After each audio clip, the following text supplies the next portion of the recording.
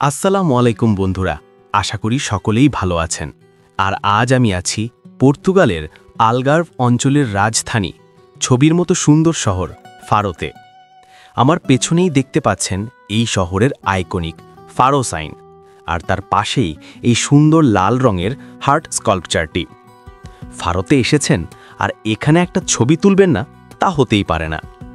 এটা এখানকার সবচেয়ে জনপ্রিয় ফটো স্পট। এই যে পুরো এলাকাটা দেখছেন, এটা হলো ফারো মেরিনা। স্থানীয়ভাবে একে বলা হয় ডোকা ডি ফারো। দেখুন কি সুন্দর করে সারি দিয়ে ইয়ট আর বোটগুলো দাঁড়িয়ে আছে। ঝলমলে রোদ, নীল আকাশ আর এই শান্ত জল, পরিবেশটাই অসাধারণ।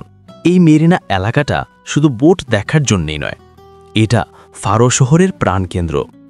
আর এই মেরিনার সবচেয়ে বড় আকর্ষণ কি জানেন?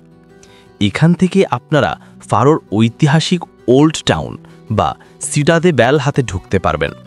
শুধু তাই নয়, বিখ্যাত রিয়া ফরমোসা ন্যাচারাল পার্কে যাওয়ার সমস্ত বোট ট্রিপ ও ডলফিন দেখার ট্যুর এখান থেকেই শুরু হয়।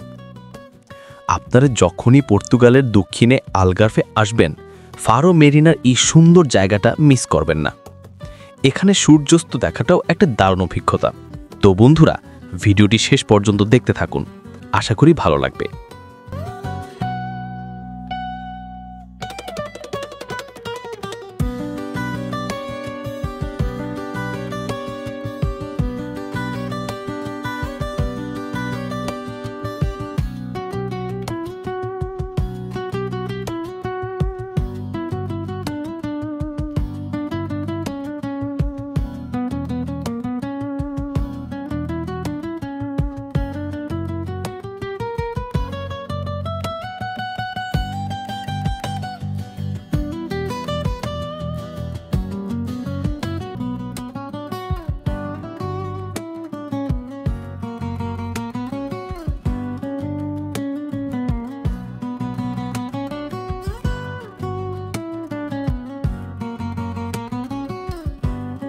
আপনারা এখন যে জায়গা দেখছেন সেটি হল ফারোর পুরাতন শহরের লার্গো দা সি স্কোয়ারে অবস্থিত ফ্রান্সিসকো গোমেজ দি আবেলার মূর্তিটি। তিনি 1789 থেকে 1816 সাল পর্যন্ত ফারোর বিশপ ছিলেন।